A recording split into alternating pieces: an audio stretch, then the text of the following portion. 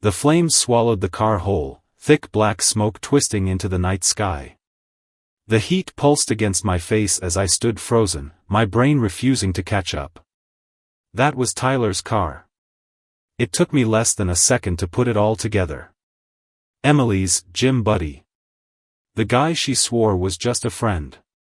The one I'd seen in our driveway before, smirking like he belonged here. My heart slammed against my ribs as I turned toward the house. The door was unlocked. My feet barely touched the floor as I pushed inside, breath short, blood hot. Clothes were everywhere. A man's shirt draped over the couch, jeans crumpled near the stairs. A red dress, the one she wore on our anniversary, lay in a careless heap on the floor. Upstairs, muffled voices. A giggle. My stomach twisted.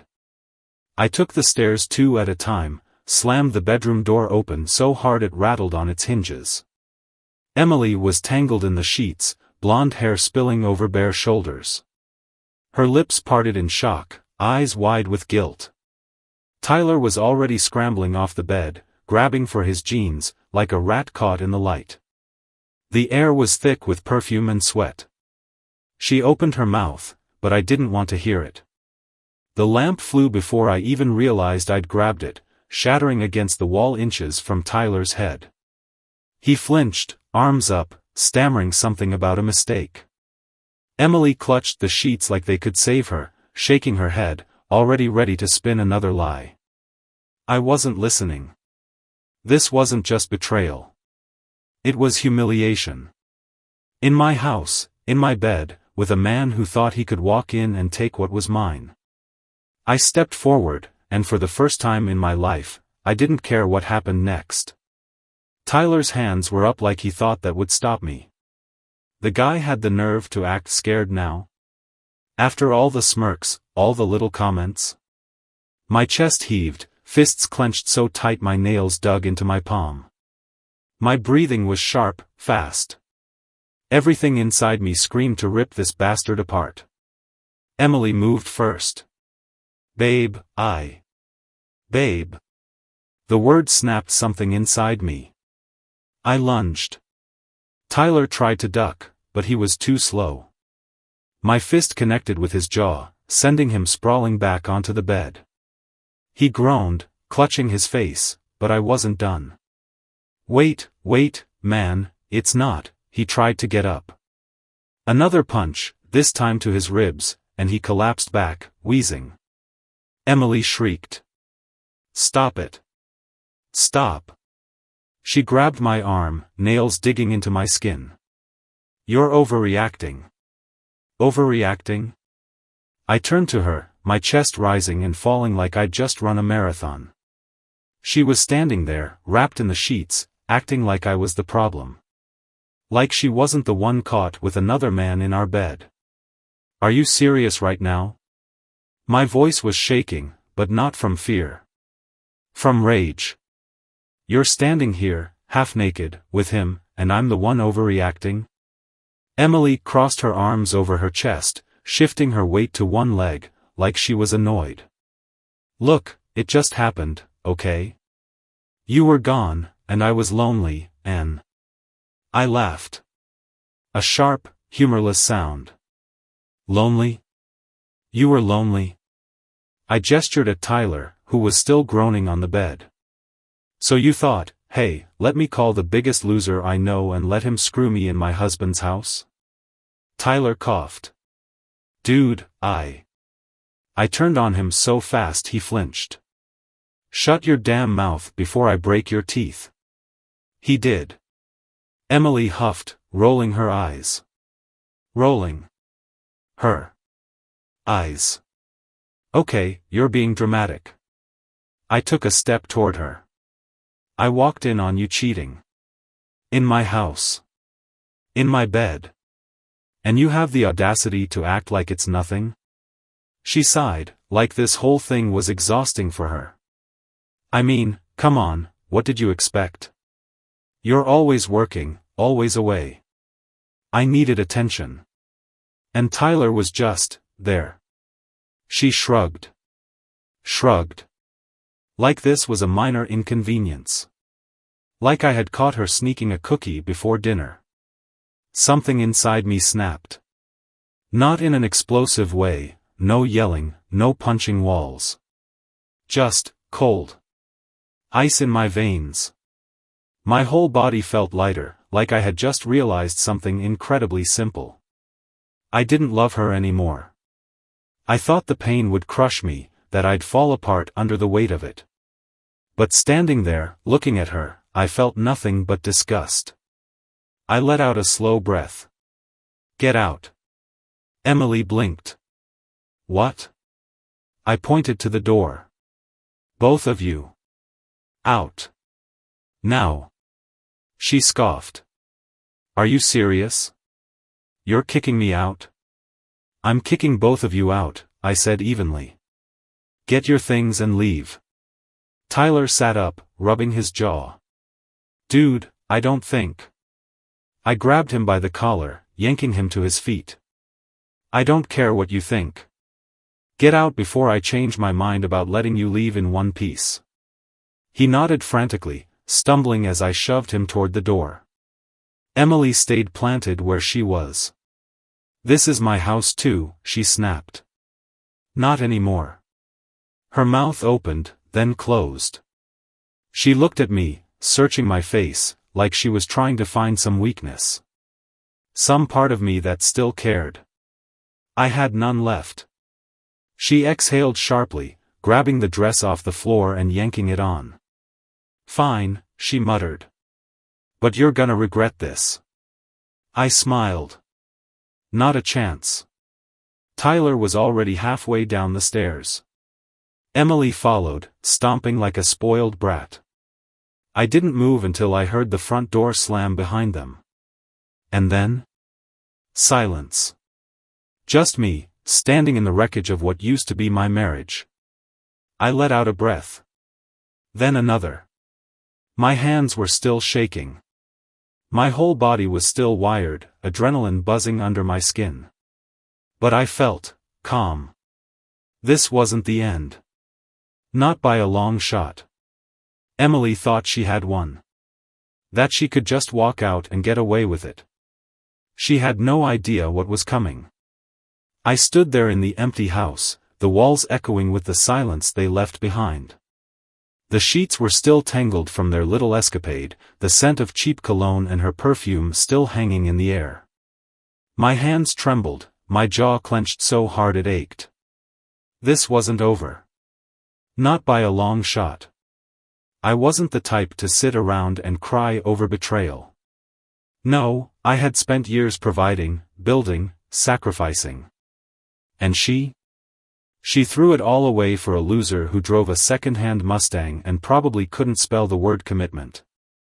She wanted to play games? Fine. I'd end the game before she even knew it had begun. I grabbed my phone and made the first call. Hey, Mike. I need a favor. Mike was my divorce attorney's older brother, a guy who specialized in corporate takedowns, but he loved getting involved in personal cases just for the thrill of it. Within 5 minutes, I had everything I needed. Emily wouldn't see a cent from me. I had protected my assets long ago, thanks to a little prenup she'd signed without a second thought when she was too busy flaunting the diamond ring I had put on her finger. Then, I made the second call. Yo, Adam. You still got access to the gym security feeds? Adam was the manager at the fitness center where Emily claimed to be getting back in shape. I had a gut feeling her training sessions involved a lot more sweating than cardio workouts. Adam was hesitant at first, but a little push, and the reminder that Tyler had been trash-talking him behind his back, sealed the deal.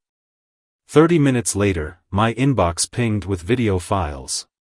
I pressed play. There she was. My wife, wrapped around Tyler like a damn prom date behind the squat racks. Kissing. Whispering. Sitting on his lap in the break room. My blood ran cold, but I kept my head clear. This was evidence. Evidence I could use. Emily had no idea the war she just started. The setup. An hour later, my plan was in motion. First, I packed all her belongings. Clothes, shoes, makeup, everything. Stuffed it into trash bags. There was no way I was letting her come back here, even to grab a toothbrush. Then, I changed the locks.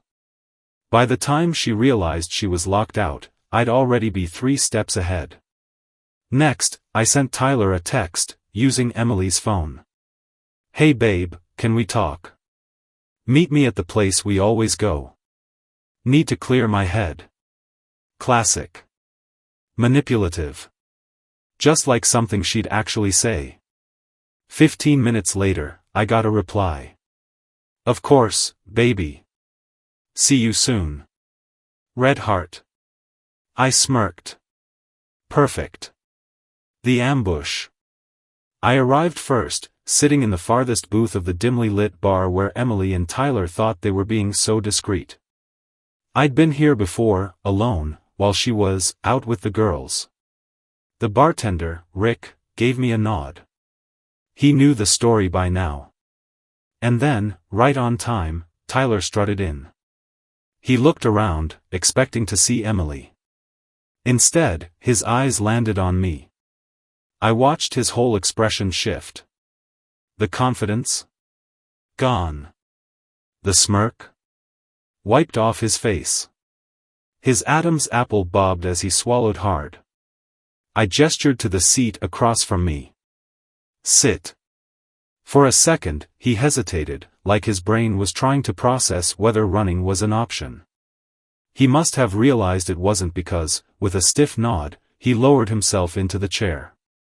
He tried to play it cool. "Look, man, I slid my phone across the table. The screen lit up with a paused frame, Emily, in his lap, her arms around his neck. His hands were exactly where I thought they'd be. He went pale. I leaned in, voice low. "You're gonna do exactly what I say. Or I promise, you'll regret ever stepping foot in my house." Tyler's eyes darted around like a rat looking for an escape. "Man, I swear, I didn't mean for it to happen like this." I cut him off. "You're going to break up with her. Publicly. Right now. You're going to text her that it's over, that she's not worth the trouble, and that she should never contact you again."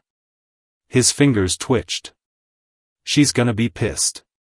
I tilted my head. "That's not my problem, is it?" He hesitated. I grabbed my phone again, tapping the screen. The video switched to another clip, one from just last week. Emily, slipping into the gym supply closet with another guy. Not Tyler. His jaw clenched. I smirked. "Yeah. Didn't think you were the only one, did you?" His face went red with anger. Then, without another word, he pulled out his phone and started typing. I watched as he sent the breakup message. 3 seconds later, Emily's name flashed on his screen, calling him. He looked at me. I shook my head. He let it ring. Then, another message popped up. "Emily, are you serious? What the hell? You don't get to dump me."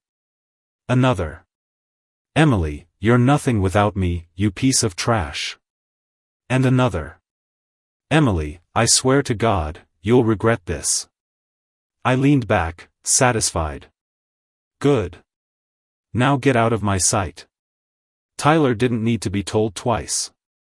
He bolted from the bar like his life depended on it. I sat there for a moment, sipping my drink, watching Emily's messages come in one after another. She was unraveling. And I wasn't done yet. Emily's texts kept rolling in, one after another, her desperation practically oozing through the screen. "Emily, you're making a huge mistake, Tyler. Emily, you really think you can just walk away from me? Emily, answer me." I chuckled, swirling the whiskey in my glass as the bartender, Rick, shot me a look. "Bad night?" he asked, already knowing the answer. "Nah," I said, smirking. "Best night in a long time." I let the phone vibrate itself to death on the table before finally picking it up. I tapped into Emily's contact and fired off a single message. Me, I know everything. Hope it was worth it.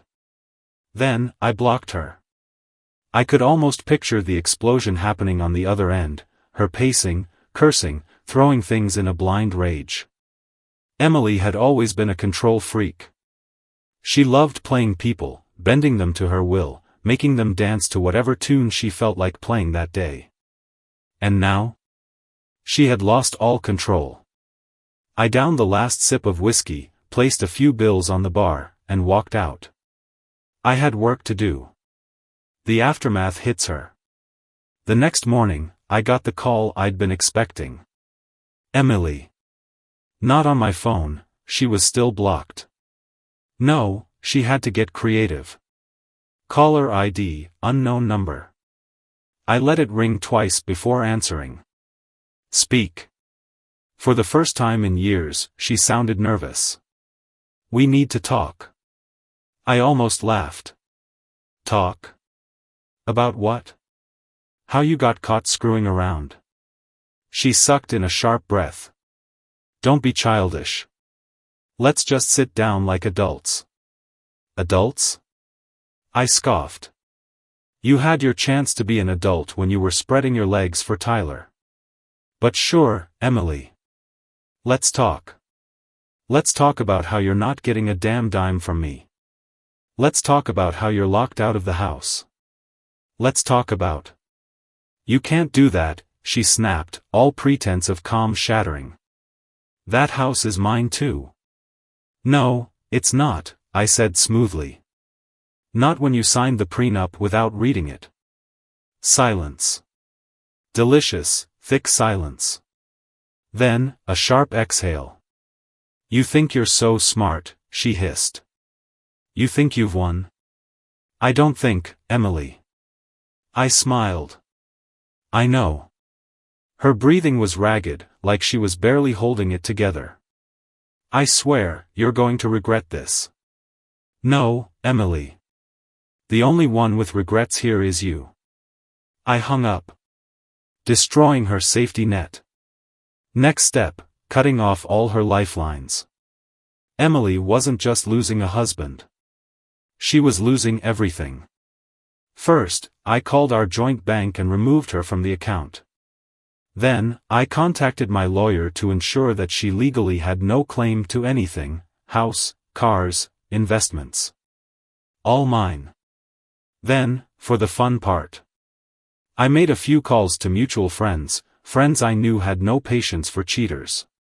Me, just a heads up. If Emily reaches out to you for a place to stay, you might want to check under the bed for her next side piece. The replies came in fast. Mark, no F******ing way. She did that to you? What a snake, asterisk. Tasha, I knew she was shady. I'll spread the word. She's not getting any sympathy from me. Jared, she's done. No one's gonna help her after this. Good. Emily loved being adored. She thrived on attention, validation, admiration. Now? She was alone. The public meltdown. 2 days passed. The silence was bliss. No screaming, no lying, no sneaking glances at her phone when she thought I wasn't looking. Then, she snapped. It started with a Facebook post. Emily Dawson, some people are so fake. After everything I've done, I get treated like garbage. Guess it's true what they say, never trust a man who acts perfect. He's just hiding his true self. The comments were brutal. Lisa, didn't you cheat? Brandon, LMAO. Imagine trying to play the victim when you got caught. Sophie, this is embarrassing, girl. Just take the L and go. She tried to fight back, replying to a few comments, but the internet doesn't forget. Screenshots of her gym affair started circulating. Someone even posted the security footage. By the next morning, she had deleted her account. I sat back in my chair, stretching my arms over my head. Checkmate. The last play. A week later, I got the final piece of the puzzle. An old coworker of Emily's, Madison, sent me a message. Madison, hey. I don't know if you care, but Emily is trying to move in with Tyler. She's begging him to take her back. I grinned. Is she now? Madison sent another message. Madison, he rejected her. Hard. Told her she was too much drama. I laughed out loud. Tyler, the same guy who thought sneaking around with another man's wife made him a big shot, had dumped her too. Now, Emily had nothing. No husband. No lover. No money. No home. I sent one final text, using a burner number. Me, enjoy your new life, Emily. You built it yourself. No reply. But I knew she saw it. I put my phone down, took a deep breath, and stepped outside. The sun felt warmer, the air fresher. For the first time in years, I felt free. And I wasn't looking back. The silence was bliss. No more calls, no more screaming, no more fake apologies dripping with manipulation. Emily had been wiped off the board. For days, I felt lighter, freer. I didn't have to check over my shoulder, didn't have to wonder if the woman lying next to me at night was secretly laughing behind my back. But I wasn't done yet. Emily thought she could crawl back to Tyler, that maybe, just maybe, she could salvage some part of her old life. But when he tossed her aside like the used-up toy she was, she lost it completely. It started with small things. A few unknown numbers trying to call my phone. I never answered. Then, she tried showing up at my office. Big mistake. I was in the middle of a meeting when the receptionist buzzed me. Sir, your wife is here. She's making a scene. I leaned back in my chair, suppressing a grin.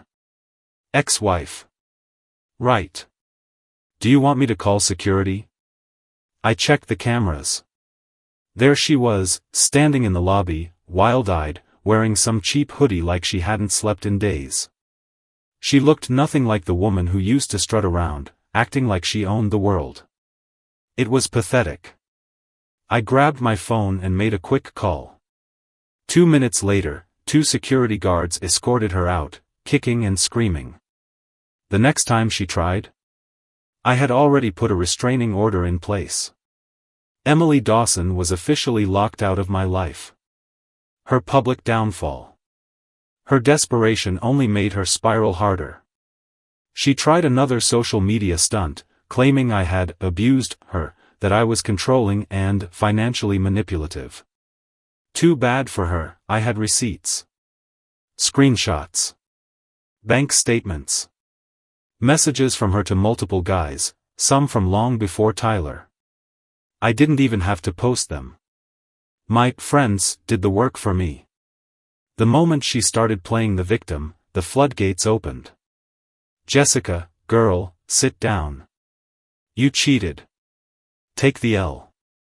Mark, didn't you say your husband was too nice?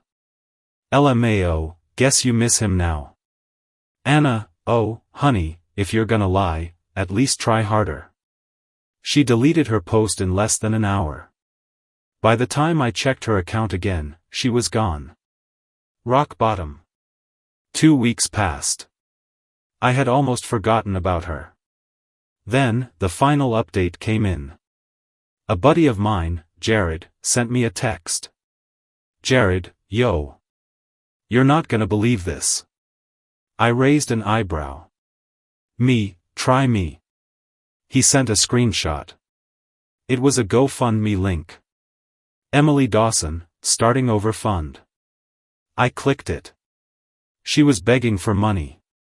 The description was pure comedy gold.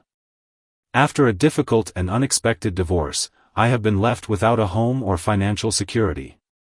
I need help getting back on my feet and finding a place to live. Every dollar helps.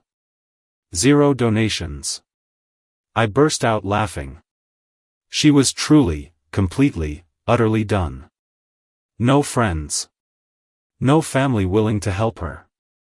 No more safety net. Just consequences. My final move. That night, I sat back in my chair, sipping a glass of whiskey. I pulled out my phone and, for the first time since this whole disaster started, unblocked her number. Her name lit up on my screen. I typed out one last message. Me, you don't deserve a fresh start. You deserve every single thing that's happened to you. Have a nice life, Emily. Blocked. I exhaled, feeling the last of her grip on my life finally shatter. Emily Dawson was nothing but a memory now. And I had never felt better. For the first time in years, I had peace. No more lies. No more late nights wondering if the woman next to me was really where she said she was. No more gut-wrenching doubts. Just silence. And I loved it. Work was smoother. My workouts felt better. I even started going out again, meeting new people, testing the waters of what life could be like without a cheating parasite sucking the energy out of me. But snakes don't just disappear. They slither back when they're starving. It had been over a month since I'd last heard anything about Emily. I assumed she had finally crawled into whatever gutter she belonged in. Then, one evening, I got a text from an unknown number. Unknown, hey. Can we talk? I stared at the message for a second, feeling zero emotion. I knew exactly who it was. I didn't reply. A few minutes later, another message. Unknown, I just need to see you. Please.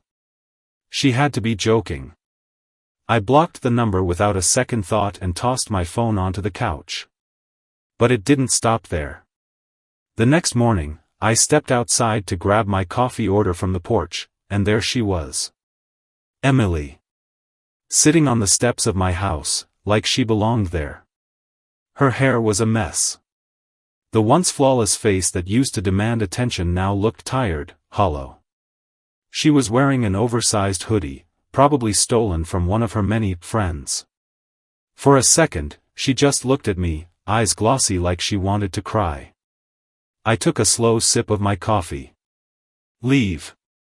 She swallowed hard. Can we just? No. She hesitated. I don't have anywhere to go. I stared at her, deadpan. Sounds like a you problem. Her lips trembled. I made a mistake. I actually laughed. A real, genuine laugh. A mistake? I gestured toward the street. Oh, which part? The part where you humiliated me? The part where you got caught screwing another guy in our bed? Or maybe the part where you tried to play the victim when everyone turned against you? She shifted, wrapping her arms around herself. I didn't mean for things to go this way.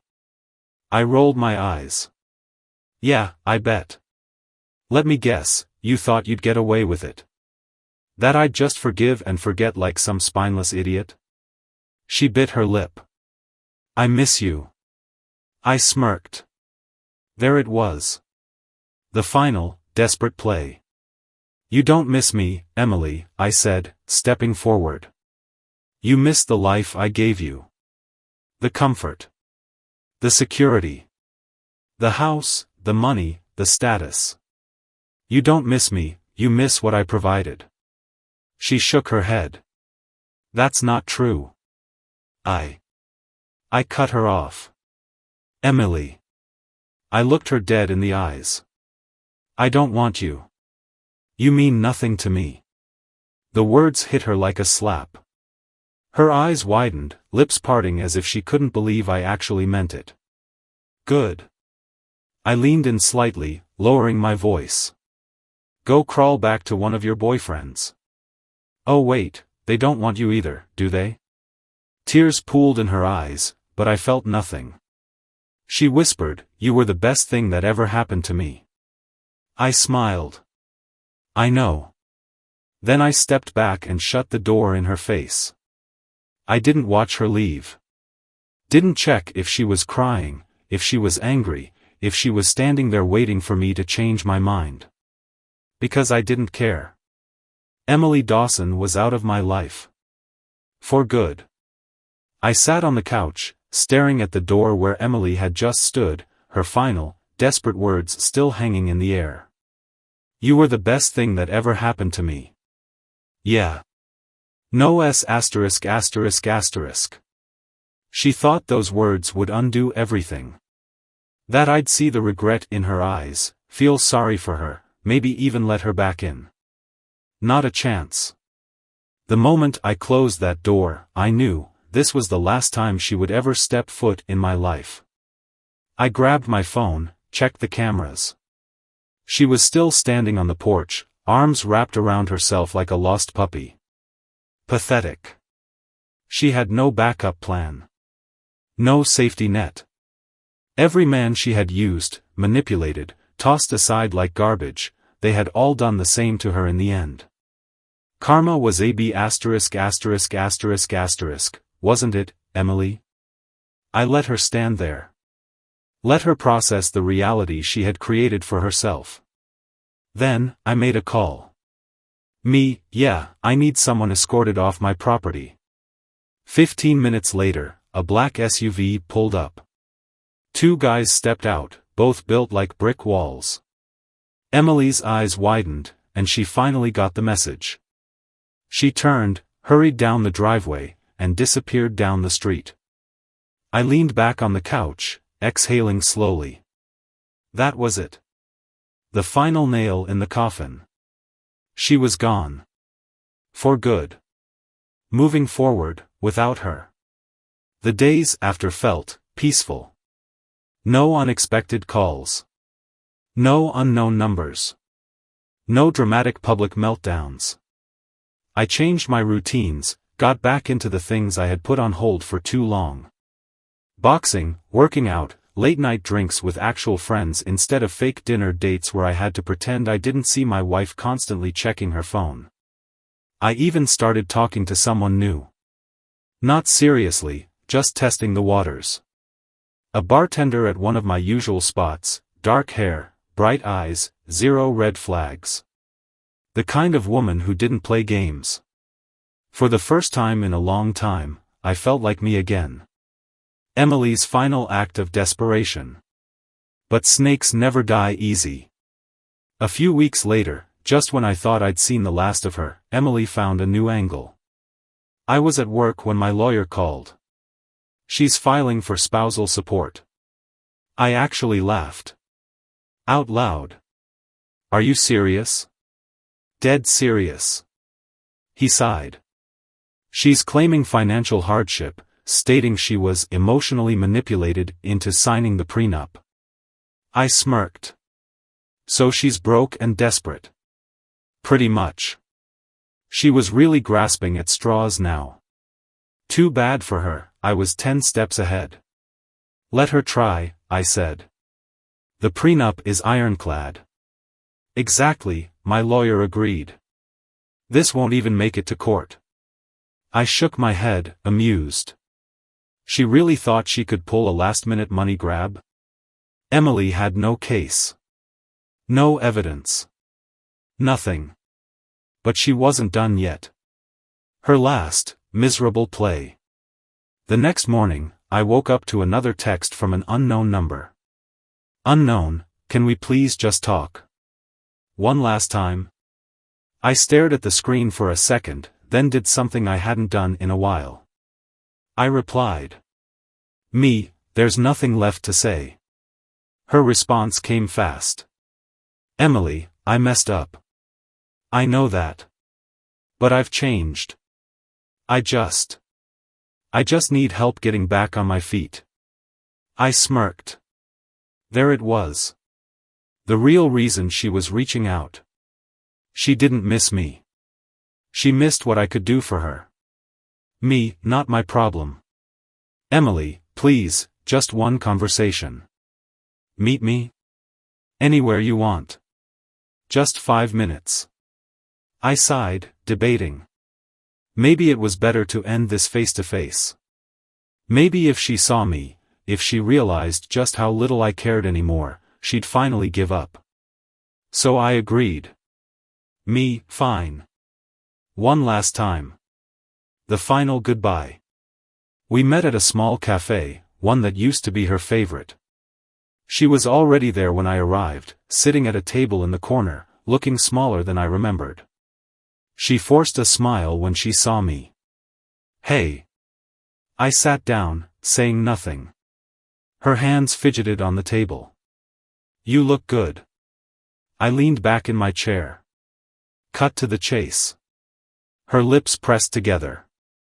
I just want to say I'm sorry. I tilted my head, unimpressed. For what, exactly? She swallowed hard. For everything. For taking you for granted. For lying. For. I held up a hand. Save it. Her face twisted in frustration. I'm trying here.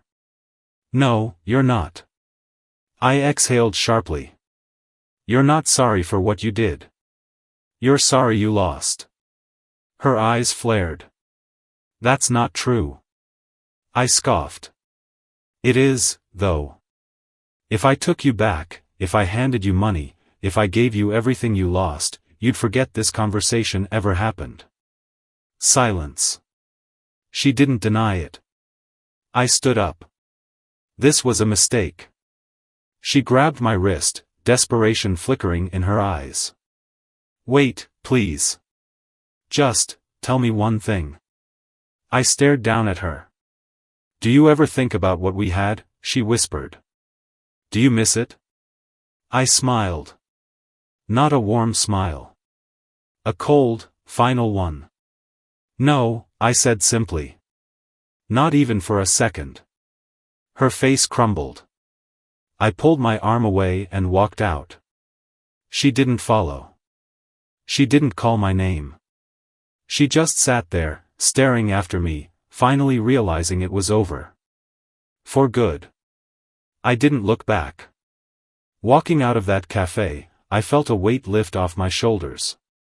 Not just from this meeting, not just from the past few months of chaos, from years of carrying a relationship that was dead long before I caught her cheating. Emily was officially a ghost. A lingering shadow of a mistake I had long since outgrown.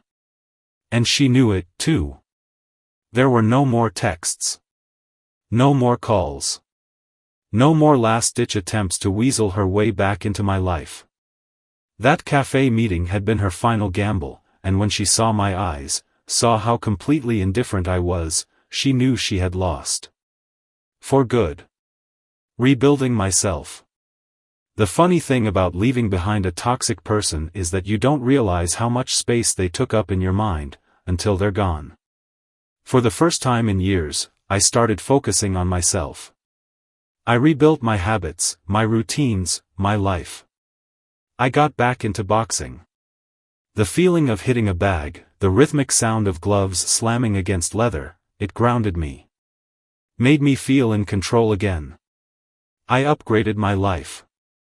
New wardrobe, new car, new home office setup that actually felt like mine. Little things that reminded me I wasn't living in her shadow anymore. And yeah, I started dating again. Nothing serious at first, just casual conversations, meeting new people, rediscovering what it felt like to be appreciated. No trust issues. No paranoia. No hidden motives. For the first time in a long damn time, I felt free. Emily's downfall, the final update. Months passed. Life moved on. And then, out of nowhere, I got the final update on Emily. It came from Madison, her old coworker. Madison, you're gonna wanna hear this. I raised an eyebrow, leaning back in my chair. Me, what's up? Madison, Emily got fired. It's bad. I smirked. Me, for what? Being a terrible human? Madison, close. She got caught stealing from the company. Some shady expense reports. They called her in, gave her a chance to explain, and she completely lost it. Started screaming at HR, said they were out to get her. Security had to escort her out. I burst out laughing.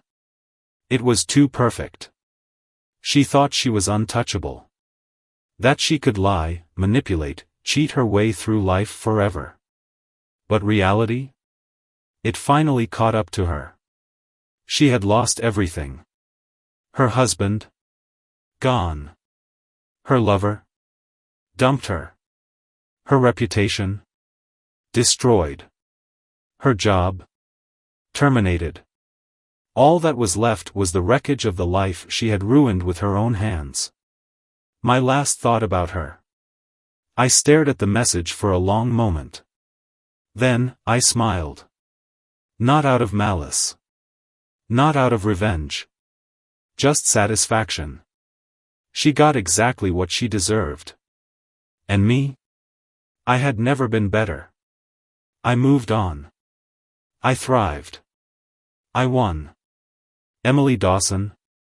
She was just a name I used to know. And that was the last time I ever thought about her.